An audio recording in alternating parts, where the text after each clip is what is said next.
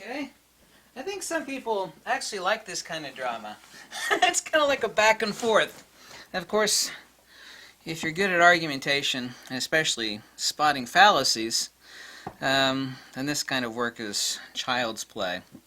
Let's talk about bigger sensors and illogical, unintelligent statements. So, and by the way, I'm about to make a really positive statement about the new Sony a7 III. It's a backside illuminated sensor, means the nature of the silicon wafer lithography and the structure of the wiring is such that it's underneath the photoreception for better dynamic range and better capabilities by about a hair over a stop, depending, in low light. BSI sensor. Number two, the a7 III, like the Nikon D750, which has incredible dynamic range, however that was a buggy camera with 4 recalls due to the shutter mech, has huge photo sites on it. There's a huge difference between large sensors and large photo sites. This is the stupidity most people have. The Nikon D850, well, it is a BSI sensor and therefore superior in many respects to several comparable cameras. It's a 47 megapixel camera, so it does perform better. By the way, a camera is not a damn sensor. Okay, a camera is an image processor. The pixel pitch is really small, so if you ignore the recalls in the D750, which were unrelated to image output, the D750 for dynamic range performs much better than the Nikon D850 does, but the D850 is much faster. Buffer, autofocus speed, yada yada yada, so all of these contribute to the nature of the quality of the camera. So another photography channel who likes to quote DxOMark and has a lot of hubris, and this is a word everybody should be familiar with, because everybody makes mistakes. Okay, everybody. But when you make a mistake and it's like, I've already said it in a video, and then someone tells you, no, you're wrong, and then you state, well, I've already said it, therefore that's the way it is. That's called hubris. That's called hubris, and it's disingenuous intellectually. If someone says, well, I'm a man of science, well, as a man of science, you presumably think yourself to be. And he sent me several emails after I made that video, and this is not personal. No one's talking about the way someone looks or how they live their life. It's like, no, this is what you said and this is why you're wrong, period. So since you've said in your video, and several videos, that you're a man of science, well, here's a fact. Larger sensors have nothing to do with better image performance, and by the way, image quality is such a general statement. The term IQ, or image quality, refers to no less than 30 different things. Lens, aperture, film compression, RAW versus JPEG, image processing, SNR, signal-to-noise ratio, pixel pitch, pixel efficiency, whether it's a normal sensor or BSI sensor, megapixels, saturation, 80 converters, saturation, ETTR, and the ETTR relative to the SNR per unit of time and given aperture, analog digital converter, lens, micro contrast. The list goes on and on. All of these things are within the bubble of image quality. So when someone says, hey, it's got 2 times better image, image quality is a bullcrap term. It's like when someone says, this friend of mine is 2 times as good as this other friend. It's like, why? Are they prettier? Are they smarter? Are they more courteous? All of those things would be like a better friend, right? Like this friend, Bob, is much better than Joe. It's like, why? He's a better person because of what? Intelligence, looks, how kind he is, how generous he is. Why is he a better person? Saying better person is like saying better image quality. So, if you're a man of science, as you said you are, here's the fact. Large sensors have nothing to do with, if you're talking about noise, if you just want to talk about noise, we'll talk about just noise. If you want to talk about dynamic range, we'll just talk about dynamic range. But this is BS. There are technical sensors made by Sony and Panasonic. Now they're really tiny. They're smaller than Micro Four Thirds actually. And they're only 2 megapixels, and the Panasonic one's a 4 megapixel. I forgot the serial number on these sensors. But these sensors have far, far, far, far per unit of sensor image quality than any other camera out there by anybody. Sony, Nikon, Fuji, anybody. These are industrial sensors. While they're small, they're about the same size as the Micro Four Thirds, a little bit smaller, but they have huge ass eyeballs on them. Huge. And they can image things. They're used as image sensors and technical equipment. They can see what we would consider to be total frigging darkness. You can't see anything. these image sensors, you have to have light, of course, because there's multiple frequencies. There's visible light, there's infrared, there's UV. Like if you were to take the CFI, the IR pass filter off of your camera, you have like a full spectrum camera conversion or just like an IR conversion camera. These cameras can see in basically what we call near total darkness. Now, this has nothing to do with sensor size. Now, these little industrial sensors work better than any sensor in any camera, whether it's medium format, and I have medium format, full frame, crop sensor. You're not a man of science. If you were, you'd be open to the facts, but you're not open to the facts.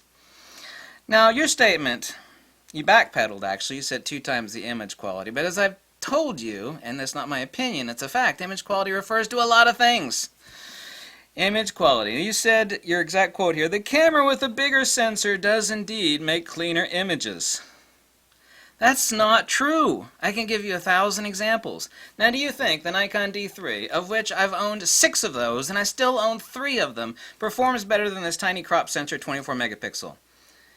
If just ignoring megapixels, and this were like a 12 megapixel crop sensor with the same technology, 80 converters, signal processing, which would be better? No! The Nikon D3 would have the hell smoked out of it by this tiny sensor. Another example, the Canon 5DSR, a relatively old camera, it's been out for a few years, yeah? 51 megapixel sensor, full frame, 4.1 micrometer pixel pitch. The camera is horrible. Why is that camera horrible? And by the way, a camera is not a sensor, it's an image processor. Because it is a Canon-produced sensor which has infamously horrible inferior dynamic range due to silicon wafer lithography and architecture from Canon. Canon's kind of notorious for poor dynamic range. It is not a BSI sensor. It is a conventional sensor. It has poor micro lens design. It has a tiny 4.1 micrometer pixel pitch. It has inferior SNR firmware and analog digital converters. That is a full-frame sensor that performs horribly. Now, between the two, say for example, whether it be an X-T2 or even like a Sony a6300, for example, crop sensor, I don't care if it's Fuji, which one performs better? Now, according to your blanket statement that you've made 1,000 times in 1,000 videos, not literally, to which you have said, the camera with a bigger sensor does indeed make cleaner images. That is not true. That Sony a6300 or the Fuji X-T2 or the X Pro 2 will smoke the piss. Front, back, top to bottom. Not my opinion. Any of those crop sensor cameras will smoke the hell, the absolute hell, out of the full-frame Canon 5DSR due to those 5 points that I told you. Canon-produced sensor, not a BSI sensor, poor micro lens design, notoriously horrific inferior dynamic range, which Canon is almost, well, even Canon's famous for that. Make their own sensors at least, so got to give them kudos to that. So, this blanket statement that larger sensors make cleaner images, while generally accurate, is specifically untrue. Now, as I've praised, the Sony a7 III at the beginning of this video has to do with it being a BSI sensor with huge eyeballs on it. It has nothing to do with it being a larger sensor. However, a larger sensor does need to be enlarged less when it comes to making a print, like an 8x10 or a 20x30. Its cleaner images due to A, being a BSI sensor, backside illumination, and have much larger eyeballs, or photosites, on the sensor. Obviously so, the a7 III has a cleaner image than a crop sensor camera because actually there are no, currently there are no BSI crop sensors. Yeah, there are. I think there are a couple. Most of the current crop sensor cameras are not BSI sensors. They're not, so. That's true, but that's not what you said. We can come to full agreement that the a7 III has a cleaner image, but it has nothing to do with it being a larger sensor. Absolutely nothing. And image quality has over 30 actually, different attributes: pixel pitch, pixel efficiency, SNR, image processing, RAW versus JPEG, file compression, aperture, lens, micro contrast, pixel efficiency, BSI, megapixels, saturation, ETTR, SNR, analog digital converters, on and on and on. All of that is within the bubble of image quality. So this is where your blanket statement and generalization is empirically incorrect, and that is not something a man of science says. Okay? Better edited videos do not make better facts. Maybe I could spend $1,000 on a set and shoot some 4K video and tell everybody how much I like them, and that will make my statements more accurate. In fact, it won't. Facts are facts are facts.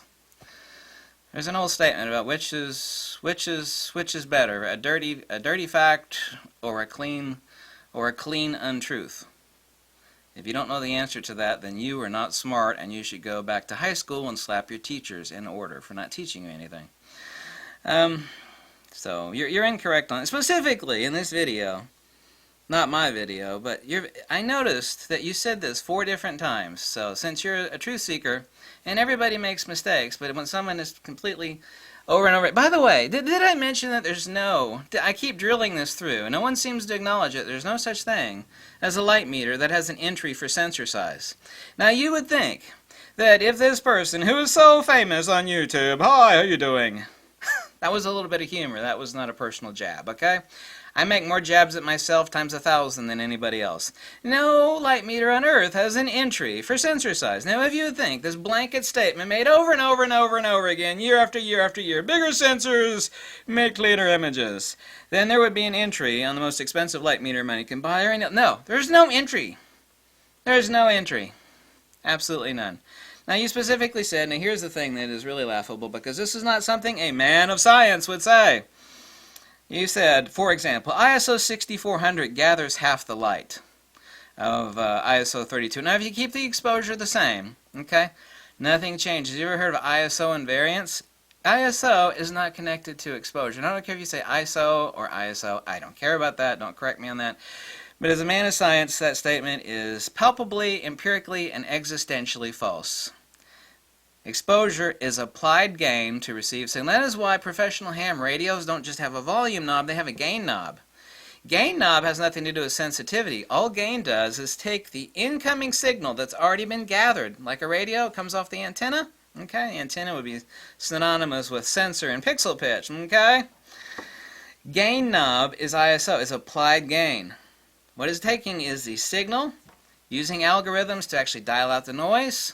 And that depends on the radio too, and also the camera sensor. This is SNR firmware applied to it on the main board for processing of the image before it is buffered to the cards.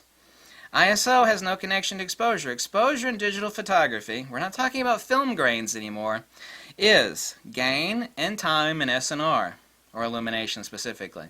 SNR is signal to noise ratio. Gain is aperture. Time, of course, is time, shutter speed, and SNR is signal to noise ratio. Sensor saturation. Now, for example, in my prior analogy of the Canon 5DSR, which performs rather horribly, it's like, well, it can't be. It's a full-frame sensor with a huge-ass 51-megapixel sensor in it. If the way around that crappy dynamic range, well, actually can't get around totally the dynamic range issue on the Canon 5DSR, but the nature of the small little eyeballs of the photosites in that sensor is by doing flash photography. Now, someone who used that Canon, I've seen plenty of huge 20 by 30 prints from the Canon 5DSR. You could take the most beautiful woman in the world and crop the hell out of it, and you could see her subcutaneous blood vessels under her nose. You can make the prettiest woman look like an animal. Woof. You got a lot of croppability, and if you got a lot of good saturation, and this is why ETTR in all forms of photography is insanely important. That's exposing to the right, meaning maximum saturation allowable. Okay? People are like, I just want to expose for the highlights. That's the composition I want. It's like, it's digital photography. Expose as far as you can, and then go and post. You have the saturation and the highlights, and then dial it down to where only the highlights are visible. Why don't people do that? So your statement, ISO 6400 gathers half the light, is not true. That's like saying if I turn the gain knob on my radio, then my radio is receiving half the signal off the antenna. Well, that's not true! That's not true at all! Please, if someone states that they are a man of science, then make a scientifically, empirically accurate statement, and those statements are incorrect. Fundamentally, most people don't know what exposure is. Does that have anything to do with taking a great picture, composition? No, we're not discussing that fact. That is obviously a foregone conclusion. You could have a person that just like has some sort of compositional heavenly genius, and they don't know how the hell to work a camera other than dial in the aperture and shutter speed and press the shutter release button. Amazing pictures, great. They don't know how, professional drivers on the racetracks, they don't know jack crap about the engines inside their cars. That's what the monkeys on the track do that are sitting there jacking up the cars and constantly tweaking. That's not what the driver's job is. That's not a bone of contention for the discussion of this drama. I guess this is drama. It's not drama, but it's about discussing the facts. Some people would rather have incorrect statements, there's not lies, okay? I'm not talking about lies. We're talking about incorrect statements. But now you have to, if you are an intelligent person, which I'm going to assume that you are, or at least hope that you are, if someone keeps stating the same thing over and over again, like, no, you're wrong, no, you're wrong, no, I love you, but you're wrong, I love you, but you're wrong. When someone keeps saying the wrong thing over and over again, and they've been told they're wrong and proved they're wrong, and they keep saying the same thing, is it then factually incorrect, or has it become elevated to something else? That, of course, brings in the question of hubris. Really important word not used anymore today, but people need to understand what hubris is. I said it, therefore it's true. It has to stay that way. I said it. I can't go back on it. Because I don't make mistakes. Okay, yeah, all right. Sure, okay. Yeah. Yeah. Bigger sensors are not better performers. Nikon D3, huge sensor. By the way, Nikon D3 and D4 have huge eyeballs on them. Which camera, and I have all those damn cameras, by the way, and this is not about Fujifilm, okay? You could be talking about a crop sensor Sony, if you want, all right? 24 megapixel crop sensor Sony. Which camera performs better? The full-frame Nikon D4, the full-frame Nikon D3, or like a crop sensor Fuji or Sony? Well, those big sensors don't perform anywhere near as good as the X-T2 or the X-H1 or Sony a6300, 6100. No, they don't. It's nothing to do with the sensor. Camera is not a sensor. Fundamentally, someone's always talking about sensor. Sensor. Bigger sensor, smaller sensor. Camera is not a sensor. The people that are producing cameras that are watching some of these YouTube videos like, oh my God! And it's like, have you ever taken a digital camera apart? I mean, it's 10 pounds of poo in a 5-pound bag. A camera is not a sensor. Nikon D600, 610, and D750 all had the same sensor in them. Those 3 different cameras. D750 was radically different output than the Nikon D600. Can't be, it's the same sensor. No, it has to do with image processing. Camera's not a sensor. This is the reason why the 50... Well, that sounds awesome! Which performs better in low-light, non-flash photography, okay, where you can't do full sensor saturation, unless you want to stick it on a tripod, do a time exposure. 51 megapixel Canon 5 DSR with a 4.1 micrometer pixel. That camera performs horribly compared to this, or even a crop sensor Sony. Well, it can't be. Blanket statements that bigger sensors perform better is a lie. It's not my opinion, it's a fact. Okay? This isn't drama, it's partially humor. This isn't even me getting angry. Sometimes people comment like, oh, you're getting angry? It's like, no, girlfriend, you've never seen me angry. This is like on a level of 2 on a scale of 1 to 10. This isn't me getting angry. This is me going, damn, that's not true. You know? Facts are facts are facts. I've told you the facts. Not only that, I've given you examples. Nikon D3 or D4, love the cameras, own them. They don't perform anywhere near as good as a modern crop sensor, or even a Micro Four Thirds. To say that, for example, you got 2 times the performance. And someone actually posted a graph in that video saying, someone did, I mean he did, saying the Nikon D850 performed twice as good according to DxOMark to the Nikon D500. I own both of those cameras. They both got the same pixel pitch. Same. Actually, slightly different. They're essentially the same. Because in crop mode, the Nikon D850 is 20 megapixels, Nikon D500 is 20 megapixels, but the same pixel pitch. 99% the same, exactly. The output of both of those cameras, no. Nikon D850 doesn't perform twice as good. It does, however, have a backside illuminated sensor. And therein is the difference. And that accounts for a hair over a stop better performance. Because it is not a conventional 47 megapixels, actually, I kept saying 45. It is not a conventional sensor, it is a backside illuminated sensor. Means it's native SNR at the sensor. It means native. It means true physical SNR given the micro lens design and the nature of the sensor is superior. Okay. This is a video of facts by a person actually of science, as opposed to someone that doesn't know how a digital camera actually works. Exposure, girlfriend, is per unit area, and there's no damn light meter on Earth. Okay, do you feel me? Do you feel me, girlfriend? There's no light meter on Earth that has an entry for sensor size. This None.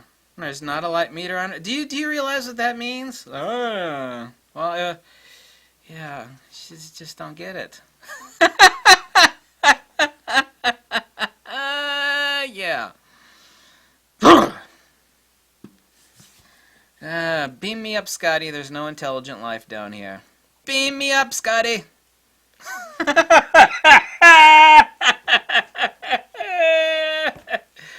Yeah.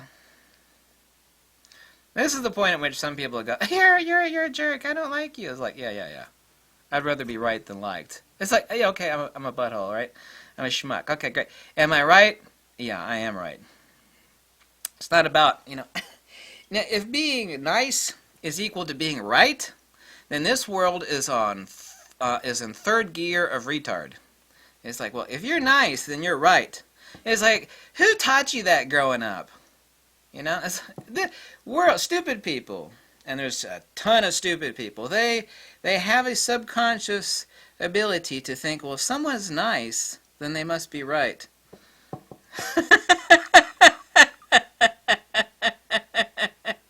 This reminds me of all the videos where, like, some dude was arrested because something heinous happened there, and all the neighbors go like, he was such a nice man.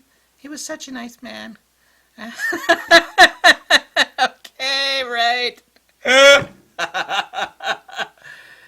Thank you. Have a good day.